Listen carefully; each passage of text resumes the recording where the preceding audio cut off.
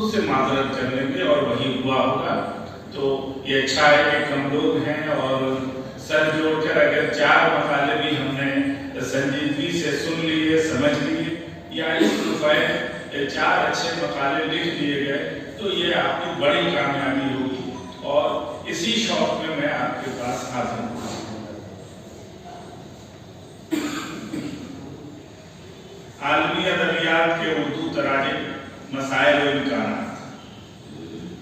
دنیا میں زبان اور اقوام کو لاتعداد تسلیم کر لینے کے بعد آغاز میں یہ بات ذہن میں محفوظ کر لینی چاہیے کہ یہ ایک ناقابل تسخیر ہدف کی حیثیت رکھتا ہے. انسانی جماعتوں کی ہزار خانہ بندیاں مختلف علوم و فنون کی ضرورتوں کے مطابق طے ہوئیں، مگر تب بھی ہزاروں طبقات کی شناخت اور شمار امکان سے باہر ہی ہے. ہر قوم اور خطے میں جانی انجانی زبانوں کا بھی جمع غفیر موجود ہے. جغرافیائی علاقے بھی تاریخ انسانی کے جبر اور سہولت میں اپنے دائرے توڑتے اور بدلتے رہتے ہیں. زبانیں گردش ایام میں نہ جانے کتنی بار بھولی بسری کہانی بن کر کبھی تاریخ کا حصہ ہوئی اور کبھی اس کے مردہ خانے میں پہنچ کر اپنے وجود سے دستبردار ہو گئیں. تاریخ کے بدن سے زبانوں کے جو آثار ملے ان میں سے نہ جانے کتنی چیزیں تھیں جنہیں نہ ہم پڑھ سکے اور نہ جن کے معنی و مطالب تک انسانی تاریخ پہنچ سکی. روز نئے خطے آباد ہو رہے ہیں اور نئے لفظ اور ان کے مفاہیم گڑے جا رہے ہیں. اقبال کے کے لفظوں میں کہیں تو حقیقتاً دمادم صدائے کن فیکون کا سلسلہ قائم ہے، معنی متعین ہوتے ہیں اور پھر تغیر و تبدل کا عمل شروع ہو جاتا ہے، یعنی کارخانہ قدرت کو اس کی نارنگیوں اور رنگا رنگیوں کے حوالے سے سمجھے بغیر وجود انسانی کا مصرف بیکار ہو جائے گا۔ قدرت کے سجائے خانے میں اپنی صلاحیت کے سبب ہم ہزاروں چیزیں سمجھ پاتے ہیں، مگر اس متقدہ صفات میں ہزاروں معذرتوں کے ساتھ جینا ہمارا مقدر ہوتا ہے۔ ہم اشرف المخلوقات ہیں مگر ہم جمادات و نباتات کے اشارے نہیں سمجھ سکتے، چرند و پرند کے اقوال سے بے بہرا ہیں اور قدرت کے بہت تھوڑے سے اشارے ہماری گرفت میں آ پاتے ہیں۔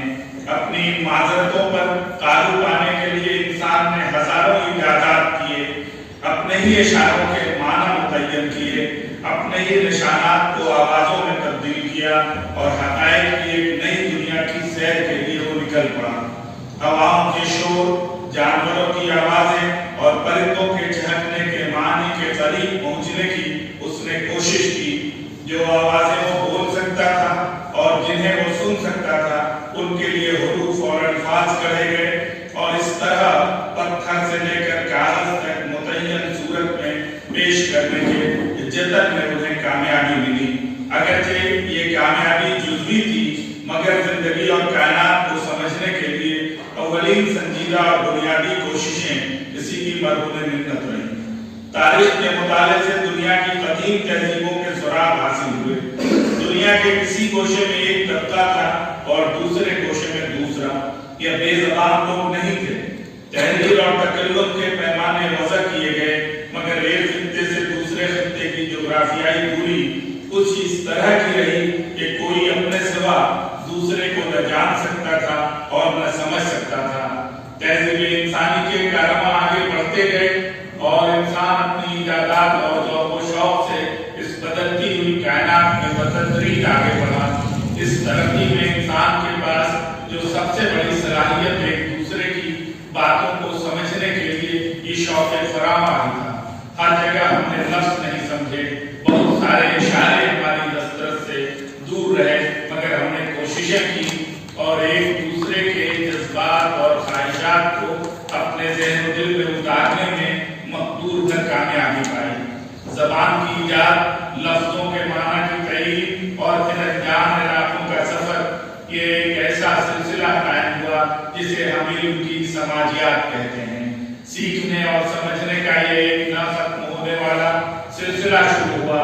سچ تو یہ ہے کہ انسانی سماج کو آج بھی یہ کہاں معلوم ہے کہ وہ اس سفر کے کس مرحلے میں ہے اور وہ کہاں تک جانا چاہتا ہے۔ مسئلہ یہ ہے کہ کار جہاں دراز ہے اور انسان اسی میں مصروف اور منہمک ہے۔ آوازوں اور اشاروں کے معنی متعین کرنے کو ٹرانسلیشن یا ترجمہ کہتے ہیں۔ غور کرنے سے محسوس ہوتا ہے کہ انسانی سماج کے پاس یہ ایک ایسا بنیادی ہنر رہا ہے جس کی مدد سے یہ کائنات تہذیب و ثقافت کی منزلوں سے بہرہ مند ہوتے ہوئے آج کی شکل میں ہمارے سامنے ہے۔ ہم نے اپنے ایک جذبے کو لفظوں کی پہچان دلانے میں نہ جانے کتنی صدیاں گزاری ہوں گی۔ انسانوں کی کوششوں سے ان کی صلاحیت بھی بڑھی ہے۔ لقمان حکیم کے بارے میں یہ کہا جاتا ہے کہ جنگلوں سے گزرتے ہوئے پیڑ پودے انہیں بتاتے چلتے تھے کہ وہ کس مرض کی دوا ہیں۔ مذہبی کتابوں میں درج ہے کہ پہاڑ بھی عبادتوں میں مشغول رہتے ہیں۔ ہمارے زمانے کے ایک شخص تھے سالم علی، جو چڑیوں سے باتیں کر لیتے تھے اور ان کی زبان پرند سمجھ لیتے تھے۔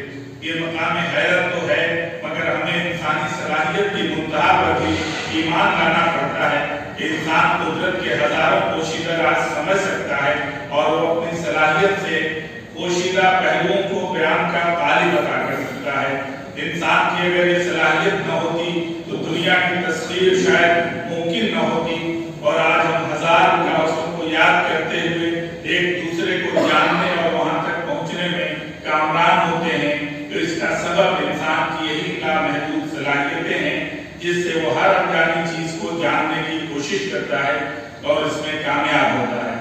تمدن انسانی کے ارتقاء میں جس طرح زبان نے اپنے اثرات سے اسے ہمگیر جانی انجانی دنیاؤں تک پہنچایا، اسی طرح سے اس کی تفہیم کے لیے ایک زبان سے دوسری زبان کے درمیان پل بنانے اور مافی ضمیر کو نئے معنوی کارخانوں تک پہنچانے کا کارنامہ حقیقت میں نئی دنیا کے دو ایسے طلسم ہیں جن پر نئی دنیا اور ہماری کائنات کا مدار حقیقی قائم ہوا ہے۔ اگر ایسے پل نہ بنے ہوتے اور ایک دوسرے کو جاننے، اس کی زبان کو سمجھنے اور اس کے بیان کو اپنی زبان میں منتقل کرنے کے ذوق میں انسان دیوانہ نہ ہوا ہوتا تو یہ سمجھنا مشکل نہیں کہ یہ کائنات ایک سکڑی ہوئی اور تنگ گلی سے آگے نہ بڑھتی اور انسان کنویں کا میڈک بنا رہتا۔ آج کی زبان میں کھلے بندوں یہ کہا جا سکتا ہے کہ کاروبار ترجمہ کے بغیر یہ دنیا قابل تسخیر نہ ہوئی ہوتی اور ہم وسیع و عریض کائنات کے اتنے راز ہرگز نہیں جان سکتے جن تک آج ہماری رسائی ممکن ہو سکی ہے۔ اس لیے آغاز میں یہ بات قبول کر کے ہمیں آگے بڑھنا چاہیے کہ انسانی سماج میں زبان اور لفظ و بیان اگر ایک طرف غیرت کا مرکز رہے تو اسی کے ساتھ ایک زبان سے دوسری زبان تک پہنچنے کے شوق بے پایہ نے بھی تفہیم کائنات کے بند دروازوں کو کھولا اور دنیا میں نامعلوم سے معلوم کا سفر ہمارے لیے آسان ہوا۔ گفتگو آگے بڑھے اس سے پہلے عالمی زبانوں یا عالمی ادبیات کی گتھیوں کو سلجھا لینا چاہیے۔ اعداد و شمار کے ماہرین کے مقالات اور ان کی کتابوں کے مطالعے سے دنیا میں 8000 سے زیادہ زبانوں کے وجود کی خبر اب تک پہنچی ہے۔ اس سے زیادہ زبانیں گم ہو گئیں یا مردہ قرار دے دی گئیں، اس کا اندازہ کیا جا سکتا ہے۔ ہر زبان کے آس پاس درجنوں بولیوں اور اپنی امتیازی شناخت نہ رکھنے والی علاقائی زبانوں کی ایک فوج بھی موجود رہتی ہے۔ ان تمام کو جمع کر لیا جائے تو یہ تعداد اتنی بڑھ جائے گی کہ ارتھمیٹک کی مہارت کی ضرورت پیش آ جائے گی۔ موجودہ عہد کے اختصاص کے لیے سر دھنتا رہتا ہے۔ ایسے میں کوئی ایک شخص زیادہ سے زیادہ 2-3 زبانوں سے واقفیت حاصل کر لے تو بڑی بات ہے۔ تاریخ میں 5-7 زبانوں کے جاننے والے حیرت انگیز کردار کبھی کبھی نمودار ہو جاتے ہیں، مگر حقیقت یہ ہے کہ ایک زبان میں خدمات انجام دینے والے شخص کی پوری زندگی لگ جاتی ہے، تب بھی وہ اس زبان کا بمشکل ماہر قرار دیا جاتا ہے۔ مگر جیسے ہی وہ دوسری زبان کے دروازے پر دستک دیتا ہے، اس کی مہارت اب مبتدیانہ ذوق و شوق کے ساتھ نئے سرے سے میدان عمل میں ہوتی ہے۔ زبان کی تہذیب، اس کے بولنے والوں کا روزمرہ مخصوص لہجہ اور ہزاروں کی تعداد میں آزمائی گئی اصطلاحات کی ایک ایسی مشکل دنیا ہوتی ہے جس سے آگے بڑھنا اکثر ناممکنات میں ہوتا ہے۔ مگر نئی دنیاؤں کی طرف اگر ہم نگاہ نہ بڑھائیں تو اپنی زبان کے دائرے میں قید ہو جانے کے علاوہ اور ہم کیا کر سکتے ہیں؟ ایسے ہی مرحلے سے مترجمین کی قیمت کا اندازہ ہوتا ہے کہ وہ کیسے چیلنجز کا سامنا کرتے ہیں اور کس طرح اپنے محفوظ دائرے سے نکل کر بے حد لچیلے اور مشکل راستوں سے نئی زبان تک پہنچتے ہیں۔ یہ تسلیم شدہ حقیقت ہے کہ 1000 مہارتوں کے باوجود آپ اپنی مادری زبان یا بنیادی زبان میں جس قدر کامیابی کے ساتھ اپنے خیالات کا اظہار کر پاتے ہیں، ایک نئی زبان تک پہنچتے ہوئے آپ خود نہ جانے کتنی رکاوٹوں کے ساتھ وہاں پابند ہوتے ہیں۔ آج کی دنیا میں بڑی حد تک سیاست، ٹیکنالوجی اور طاقت کے اعتبار سے زبانوں کا وجود قائم ہوا ہے۔ کچھ زبانیں تاریخ کے پچھلے دور میں معاصر تھیں اور کچھ زبانیں نئے عہد میں اپنی بڑی خدمات سے ایک عالم کو متاثر کر رہی ہیں۔ بہت ساری ایسی زبانیں بھی ہیں جو پچھلے دور میں بے حد قیمتی تھیں مگر وہ ایسی حیثیت کی حامل نہ رہی، مگر ان کا سرمایہ اعتبار کا حامل ہے۔ کچھ ایسی بھی خوش قسمت زبانیں ہیں جو 2000 اور 3000 سال سے اپنا مستقل وجود قائم رکھنے میں کامیاب ہیں۔ وہ زبانیں زیادہ قیمتی تسلیم کی جاتی ہیں جن کے پاس بڑا سرمایہ موجود ہے۔ عالمی سطح پر موجود ہزاروں زبانوں میں اگر آج یورپ اور امریکہ، ایشیا اور افریقہ کے شامل قابل ذکر زبانوں کی فہرست تیار کریں تو جدید و قدیم بڑی زبانوں کی ایک مختصر سی فہرست بھی کم و بیش 3 درجن تک تو پہنچ ہی جائیں گی۔ اس کے بعد بھی وہ اعتراضات قائم رہ جائیں گے یا اپنے فلاں زبانوں کو اس فہرست میں سے کیوں کر خارج کیا۔ ہندوستان کو ہی نگاہ میں رکھیں تو اس ملک میں 2 درجن سے زیادہ ایسی معتبر زبانیں موجود ہیں جن کے سرمایہ ادب سے استفادہ کرنا ادب کے ایک عام طالب علم کے لیے لازم ہو جاتا ہے۔ اسے ہی عالمی سطح پر ایک پیمانہ تسلیم کر لیا جائے تو کم از کم 100 زبانوں کی فہرست بنانی ہی چاہیے جنہیں ہم ادبیات عالم کی اصطلاح کی تفصیل کے طور پر پہچان سکتے ہیں. اس کے بغیر اطلاق کی سطح پر کوئی گفتگو شاید ہی کارگر ہو سکے. وہاں بشفی نے 7 جلدوں میں تاریخ ادبیات عالم مرتب کرنے کی کوشش کی. اس میں ہندوستان کی جدید و قدیم 11 زبانوں کے شامل دنیا کی 34 زبانوں کی ادبی تاریخ لکھنے کی کوشش کی گئی ہے. قدیم و جدید دونوں اہمیت کے پیش نظر انہوں نے زبانوں کی فہرست بنائی. اچھا 1/3 ہندوستانی زبانوں کی شمولیت سوال کے دائرے میں آنے والی بات ہے، مگر انہوں نے بالعموم کوشش کی کہ ایسی زبانوں کا تذکرہ لازمی طور پر آ جائے جن کے پاس بہترین سرمایہ ادب ہے. وہاں بشفی نے جن خاص زبانوں پر تفصیلی نگاہ ڈالی ان میں مصری، یونانی، لاطینی، فرانسیسی، جرمن، روسی، انگریزی، اسپانوی، عربی، فارسی، ترکی، چینی، عبرانی، ڈچ اور پرتگالی جیسی زبانیں شامل ہیں. محمد حامد سراج نے عالمی صفدر کے افسانے عنوان سے ایک تفصیلی انتخاب تراجم کے حوالے سے شائع کیا تھا جس میں اٹلی، افغانستان، امریکہ، ایران، آئرلینڈ، برازیل، بنگال، برطانیہ، ترکی، جرمنی، چلی، چیکوسلواکیا، چین، روس، رومانیہ، سربیا، شام، فرانس، مراکش، مصر، ناروے، ویتنام، ہندوستان اور ہنگری جیسے ممالک کے حوالے سے افسانوں کے انتخابات اور ان کے اردو تراجم شامل کیے گئے تھے. میرا جی کے مشرق و مغرب کے نغمے کو پیش نظر رکھیں تو وہاں بھی فارسی، سنسکرت، میتھلی، بنگلہ، چینی، جاپانی، کوریائی، یونانی، روم، لاطینی، فرانسیسی، روسی، جرمن، امریکی شعراء کی شمولیت نظر آتی ہے. شبنم گورکھپوری اور حسن الدین احمد کے شعری ترجموں کو بھی پیش نظر رکھیں تو کم و بیش انہی زبانوں تک ہماری رسائی ہوتی ہے. ترقی پسندوں کے دور میں سیاہ فام افریقی اور امریکی ادب پر کچھ خاص توجہ بڑھی اور اردو میں ان کے سلسلے سے بھی ترجموں کا ایک سرمایہ اکٹھا ہوا. اس سلسلے سے انگریزی اور عربی زبانوں کے تراجم اور پھر ان کے اردو تراجم سامنے آئے.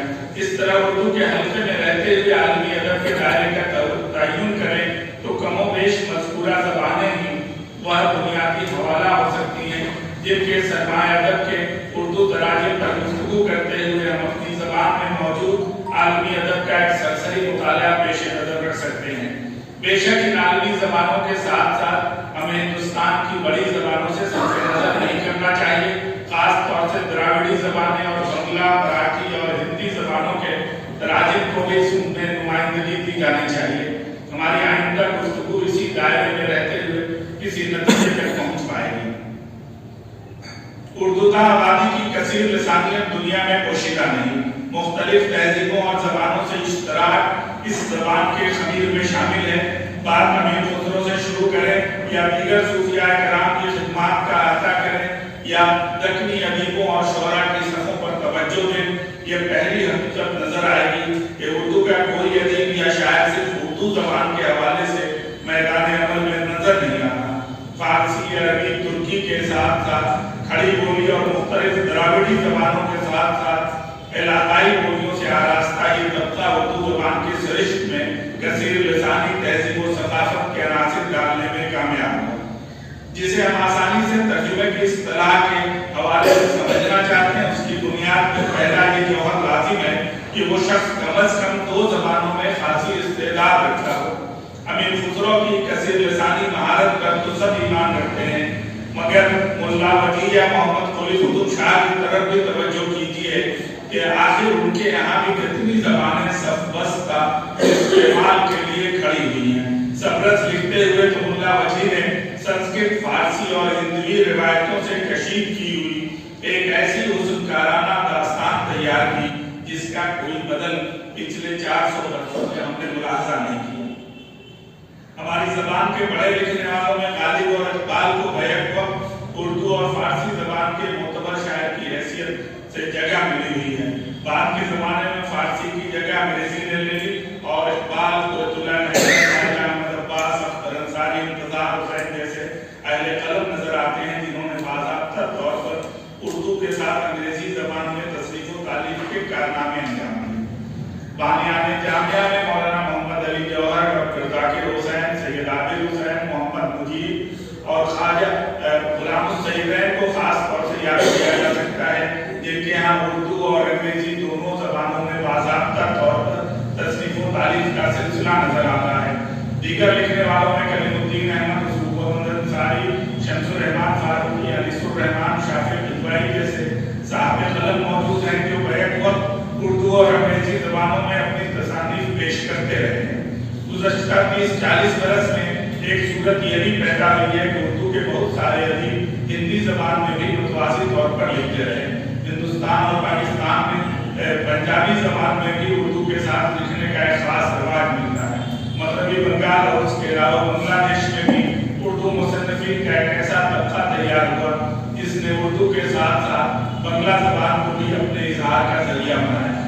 یہ پورا طبقہ اردو کی کثیر لسانی شناخت کے لیے ایسا ثبوت ہے جس کی بنیاد پر ہم یہ فیصلہ کر سکتے ہیں کہ اردو ایک ایسی زبان ہے جس کے بولنے والوں کے درمیان مختلف زبانوں کے بولنے اور لکھنے والوں کی ایک بھیڑ ہمیشہ موجود رہی۔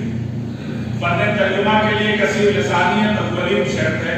اس کے لیے اردو کا معاشرہ بے حد ترخیص ہے کیونکہ یہاں 2 یا 3 زبانوں کے جاننے والے اور ان زبانوں میں تخلیقی یا کاروباری ضرورتوں کے پیش نظر باضابطہ طور پر سرگرم افراد کی کبھی کمی نہیں رہی۔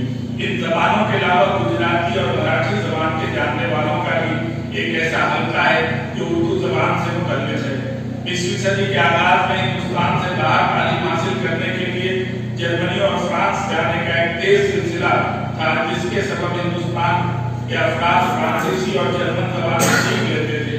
بعد میں یہ سلسلہ روسی زبان سے وابستگی میں اور آگے تک بڑھا۔ چین اور جاپان بھی اس معاملے میں پیچھے نہیں رہے۔ ان زبانوں کے واقف کار بھی اردو سے براہ راست جڑے۔ ترکی زبان کے حلقے میں بھی اردو کے دیوانے پہنچے۔ امریکہ کے ہر حصے میں اردو کا طبقہ اور تصنیف و تالیف میں مصروف لوگ اپنی خدمات پیش کر رہے ہیں۔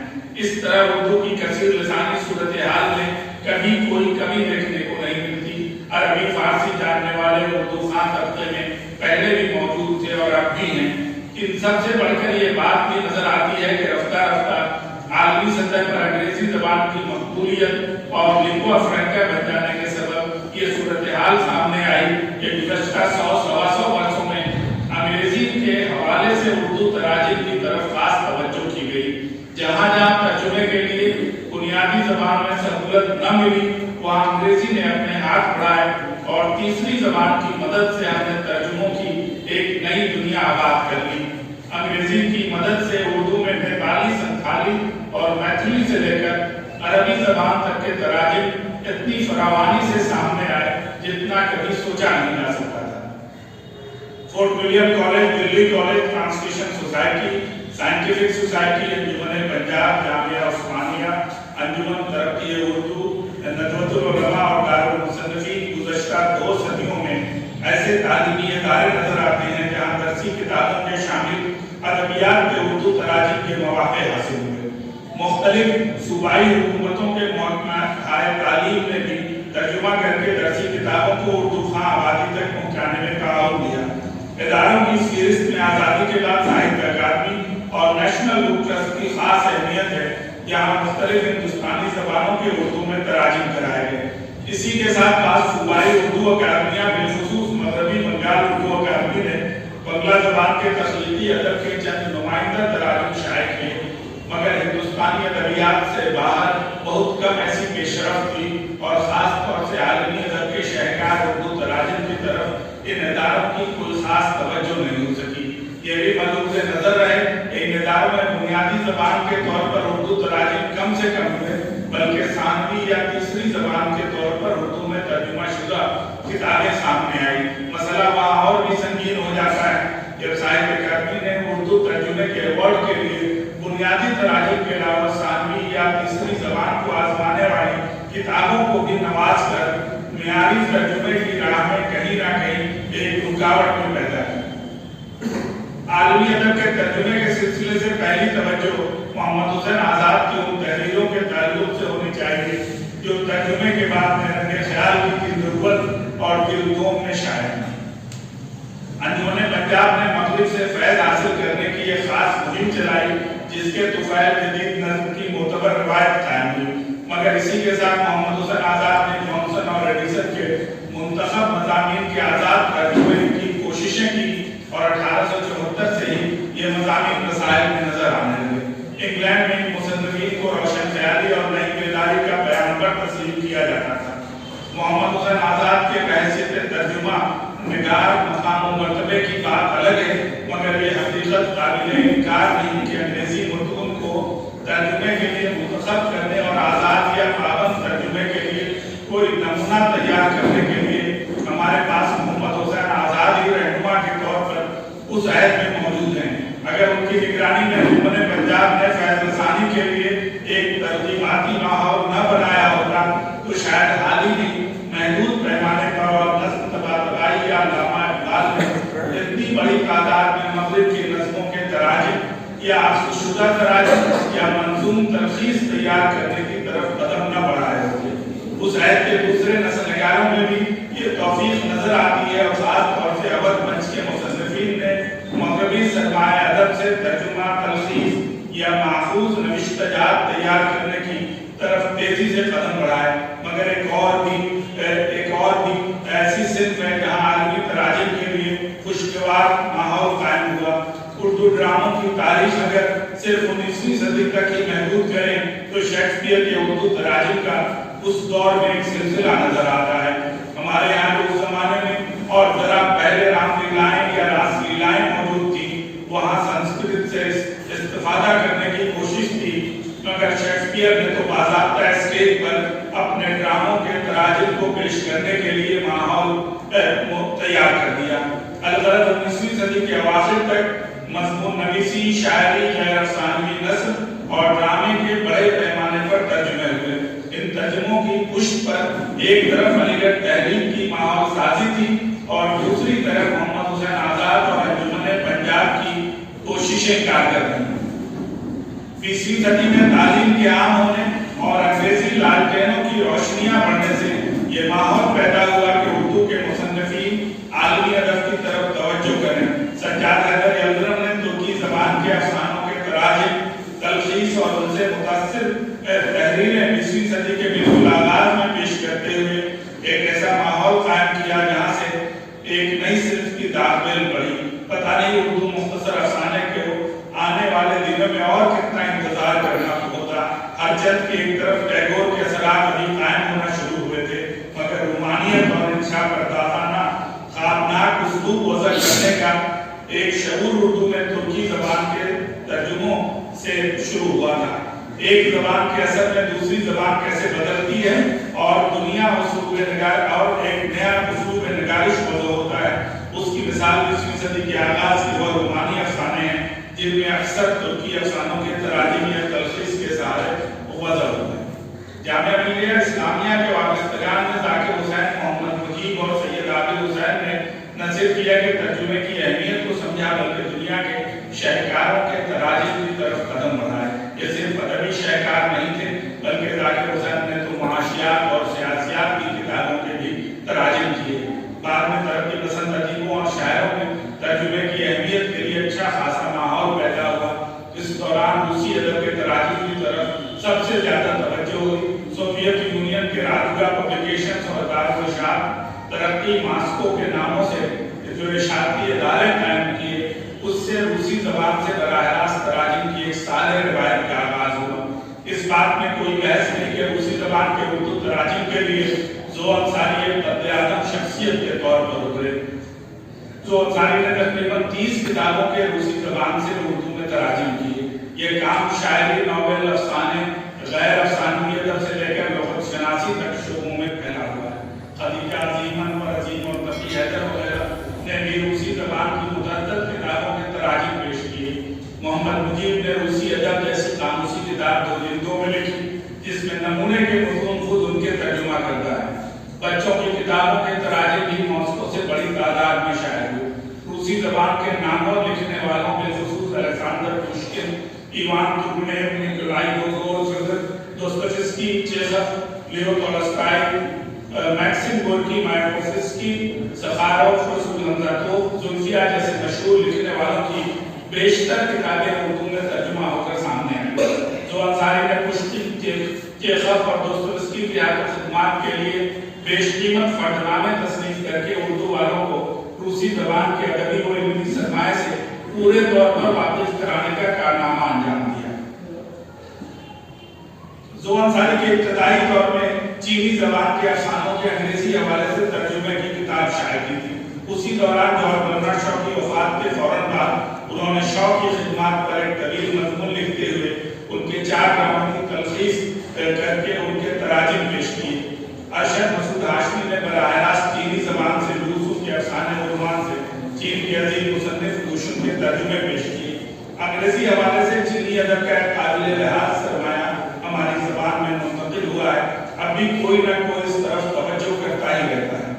رسالہ ذہن جدید کے ایک شمارے کے لیے انیس الرحمان نے تقریباً 100 جدید امریکی نظموں کا اردو میں ترجمہ شائع کیا تھا۔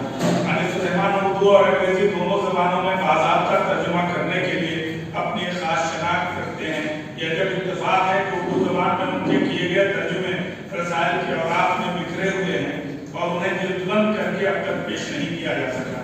محمد مجید نے بعد کے زمانے میں انگریزی کی بات مشہور نظموں کے تراجم ان کے اصل متن کو مقابلے میں رکھ کر شائع کرائے، جسے ان کی دونوں زبانوں میں یکساں مہارت کے ثبوت کے طور پر پیش کیا جا سکتا ہے، مگر وہ چیزیں بھی کتاب کے اوراق میں دفن ہیں۔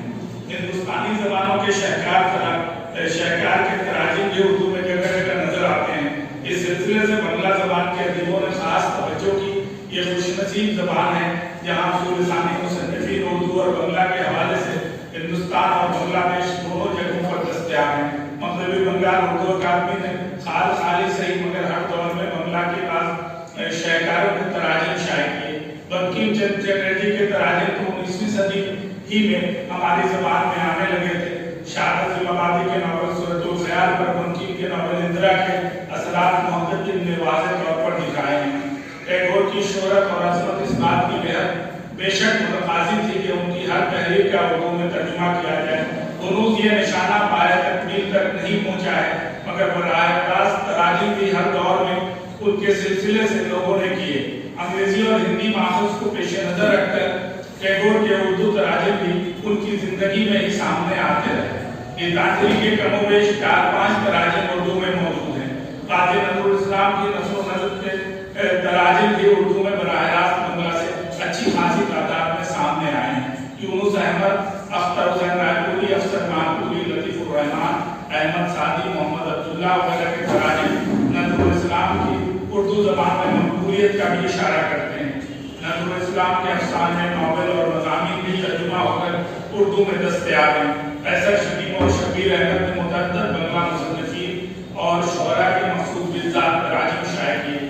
مغربی بنگال اردو اکادمی کے رسالے روح ادب میں عام طور پر بنگلہ کے ایسے اردو تراجم شائع ہوتے رہے ہیں جو براہ راست بنگلہ زبان سے کیے گئے ہیں۔ مراٹھی اور گجراتی زبانوں کے سلسلے سے بھی چند تراجم کتابی شکل میں سامنے آئے ہیں۔ دراوڑی زبانوں کے حوالے سے بھی کبھی کبھی براہ راست ترجمے کی کوئی اردو کتاب ہماری نگاہوں کے سامنے آ جاتی ہے، مگر اس سلسلے سے جیسی علمی سرگرمی چاہیے وہ کم نظر آتی ہے۔ کشمیری اور پنجابی کے تراجم بھی رسائل و جرائد میں نظر آتے ہیں۔ چند ہندی یا انگریزی ماخذ سے بھی ان کے تراجم پیش کیے گئے ہیں۔ عالمی ادب کے تراجم کے سلسلے سے سنسکرت ادب کو الگ تھلگ کر کے نہیں دیکھا جا سکتا۔ 19ویں صدی میں مذہبی کتابوں بالخصوص رامائن اور مہابھارت اور دیگر اپنشد اور پرانوں کے تراجم بڑی تعداد میں ادبی اور مذہبی ضرورتوں سے ہوئے تھے۔ آریہ سماج کے مبلغین نے اسے اپنی مذہبی کوششوں کے طور پر بڑے پیمانے پر آزمایا۔ سنسکرت کی ادبی کتابوں کے تراجم بھی بار بار اردو کے حلقے میں ہوئے۔ یہ ترجمے نثر میں بھی ہیں اور شاعری میں بھی۔ کالی داس، اشوک گھوش اور وانگھٹ کے شاہکار کئی مترجمین نے الگ الگ وقتوں میں ہمارے سامنے پیش کیے۔ اختر حسین رائے پوری اور شان الحق حقی کی کوششیں اس سلسلے میں بے حد قیمتی ہیں۔ دیگر ماخذ کا بھی اس سلسلے میں استعمال ہوا۔ سنسکرت کی تنقیدی کتابوں کی طرف بھی توجہ ہوئی اور اکبر بہرائچی نے اس سلسلے سے بعض بنیادی کتابوں کے متن براہ راست سنسکرت سے ترجمہ کر کے ہمارے سامنے پیش کر دیے۔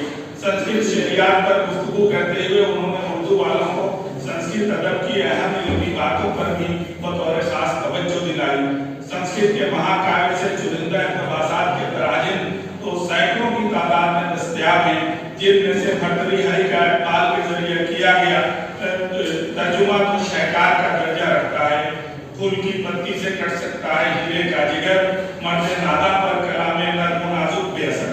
یوسف ناظم نے سنسکرت شاعری کے منظوم تراجم میں اپنی تخلیقی صلاحیت کا بے پناہ استعمال کرتے ہوئے اپنی خدمات کا ایک نیا رخ پیش کیا. پاکستان کے حلقے میں پنجابی اور سندھی یا سرائکی زبان سے براہ راست اردو ترجمے میں خاصی تعداد میں ملتے ہیں. اجمل کمال نے ہندی افسانوں کے ترجمے شائع کیے اور آصف فروخی نے مغربی زبان کے ساتھ ساتھ انگریزی کے حوالے سے نیپالی افسانوں کے تراجم شائع کیے. جاوید دانش اور ڈاکٹر خالد سہیل نے ایک باپ کی اولاد عنوان سے فلسطینی اور اسرائیلی ادب کے تراجم شائع کیے تھے. ان دونوں نے افریقی ادب کا ترجمہ کالے جسموں کی ریاست عنوان سے پیش کیا اور عالمی لوک کہانیوں کے تراجم مرزا کے نام سے شائع کیے. ارجمن لارا نے رالف رسل کی خود نوشت کا جوئندہ یابندہ عنوان سے براہ راست انگریزی زبان سے ترجمہ پیش کیا. تحریک نسائیت کے حوالے سے ارجمن لارا نے بعض بنیادی مضامین کے اردو تراجم شائع کیے اور ابھی اروندھتی رائے کی ایک کتاب کا براہ راست انگریزی زبان سے ترجمہ پیش کر کے اپنی مترجمانہ شناخت انہوں نے قائم کی. تراجم کسی زبان کے مزاج اور انداز کو کس طرح متاثر کرتے ہیں، اسے سمجھنے کے لیے فیض میرا جی اور احمد فراز کے ان تراجم کو نگاہ میں رکھنا چاہیے جنہیں انہوں نے مختلف وقفوں کے ساتھ تکمیل تک پہنچایا. فیض کیا ناظم حکمت کس طور پر حوالے شعر بن کر اردو قالب میں ڈھل جاتے ہیں یہ ہم سب جانتے ہیں. میرا جی کی کم عمری میں موت کو نگاہ میں رکھتے ہوئے ان کے مجموعے مشرق و مغرب کے نغمے میں شامل 29 شعراء کے کلام کو ملاحظہ کیجیے تو اندازہ ہوگا کہ یہ شاعر ایک وقت میں چندی داس ودیاپتی سے لے کر عمر خیام اور پیلار میں سیفو اور ایڈگر پو وغیرہ کے شعری طلسم کو اردو کے قالب میں اتار سکتا ہے. میرا جی ہماری زبان میں ایک حیرت انگیز شعر استعارہ کے طور پر قبول عام کا درجہ اس لیے بھی حاصل کرنے میں کامیاب ہوئے کیونکہ وہ ترجمے کی بے پناہ صلاحیت سے زبانوں کی قیود اور قوموں کی سرحدوں سے پرے جا کر رموز شعر پا سکتے تھے. احمد فراز نے اپنے شعری تراجم کے مجموعے یہ سب آوازیں ملی ہیں کہ مختصر پیش نظم میں فیض کا تذکرہ کیا ہے کہ انہوں نے تخلیقی وقفوں میں دوسرے شعراء کے کلام کے ترجموں کا مشورہ دیا. مگر فراز نے جنوبی افریقی شعراء کی منظومات کے تراجم کے دوران مزاج اور احساس کی سطح پر یکسانیت کے امور تلاش کیے اور اس سے اپنی زبان کے قارئین کو روشناس کرانا چاہا. احمد فراز نے فیلکس بروٹس ریبیکا ڈیوڈ ایروانس ہیومن کے شامل 12 شعراء کی طویل و مختصر 35 منظومات کا اردو ترجمہ اس اہتمام کے ساتھ پیش کیا ہے کہ اردو پڑھنے والے انہیں اپنے شعری مزاج میں شامل سمجھیں. فراز نے خاص طور سے ہم عصر افریقی شعراء کے احتجاجی رنگ کو اپنے لفظوں میں پیوست کرنے میں کامیابی پائی ہے. فراز نے اپنا مقدمہ ایک جنوبی افریقی ادیب کے ایک جملے پر اس طرح ختم کیا ہے: صرف قیدی پرندہ ہی جانتا ہے کہ وہ کیوں نغمہ سرا ہے. جامعہ ملیہ اسلامیہ کے بزرگوں کا اردو ترجمے کے حوالے سے تذکرہ آ چکا ہے مگر محمد ذاکر اور محمد مسعود الحق صاحبان کے اردو تراجم اس کی اگلی کڑی کے طور پر قابل توجہ ہیں. محمد ذاکر نے آچند زیادہ توجہ اردو سے انگریزی زبان میں ترجمے کی طرف کی اور میر امن، فرحت اللہ، بیر نذیر احمد کی نثری کتابوں کے ساتھ ساتھ فیض احمد فیض اور بن راشد کی منظومات کے اردو تراجم کتابی شکل میں پیش کر کے ایک معیار قائم کیا. مگر اسی کے ساتھ انہوں نے محمد مجیب کی متعدد انگریزی کتابوں کے اردو تراجم گزشتہ برسوں میں شائع کرائے. ہندوستانی سماج پر اسلامی اثر، influence of Islam on Indian society جیسی قیمتی کتاب کے علاوہ محمد مجیب کے بکھرے انگریزی مضامین اور اردو قارئین کو یکجا طور پر مل گئے. ان مضامین سے اردو زبان کے دانشورانہ مزاج میں واقعتاً وسعت پیدا ہوئی. اسی طرح محمد مسعود الحق نے ممتاز ڈرامہ نگار حبیب تنویر کے تعلق سے متعدد انگریزی مضامین کے ساتھ ساتھ ان کی خود نوشت اور ڈراموں کے تعلق سے لکھے گئے انگریزی مضامین کو 4 جلدوں میں پیش کیا. اس سے بھی بے شک ہماری زبان کے دائرۂ کار میں اضافہ ہوا. ارسطو کی بوتیقہ کے متعدد تراجم اور ترجمہ در ترجمہ کی مثالیں ہمارے سامنے ہیں. عزیز احمد شمس الرحمان فاروقی، جمیل جالبی کے تراجم کا موازنہ کر لیجیے سمجھیے آپ کی آنکھیں کھلی رہ جائیں گی. عالم مسرور میں عزیز احمد کے ترجمے کے چند جملوں سے بحث کر کے اپنے نتائج پیش کر دیے ہیں کہ اس کی حدود کیا ہیں. جو انصاری نے انگریزی کے ایک مختصر سے جملے come and have your dinner یہ مختلف تراجم پیش کر کے بحث کرتے ہوئے ہماری آنکھیں کھول دی ہیں کہ کام کس قدر پیچیدہ اور مشکل ہے. انہوں نے داس کیپٹل کے فرانسیسی ترجمے پر کارل مارکس کا اردو تبصرہ پیش کیا ہے. اس مترجم نے خوب جی لگا کر احتیاط کے ساتھ اپنا فرض پورا کیا، لیکن احتیاط اور توجہ میں اتنی شدت برتی کہ جو ترجمہ تیار ہوا وہ حد سے زیادہ لفظ بلفظ ہو گیا. حسن الدین احمد کی مرتبہ جلدوں میں محفوظ اردو تراجم پر غور کرتے ہوئے کارل مارکس کے مذکورہ تبصرے کو بھی دھیان میں رکھنا چاہیے. کلیم الدین احمد نے اپنے ایک مضمون نظم کا ترجمہ مشکل ہے میں شعری تراجم کے پیچیدہ عمل کو سمجھتے ہوئے ترجمے کی حدود پر بے حد عالمانہ انداز میں روشنی ڈالی ہے. کوئی تو بات ہوگی کہ بعض مترجمین نے شاعری کے متن کو نثری ترجمے میں پیش کرنے کا دور اپنایا ہے.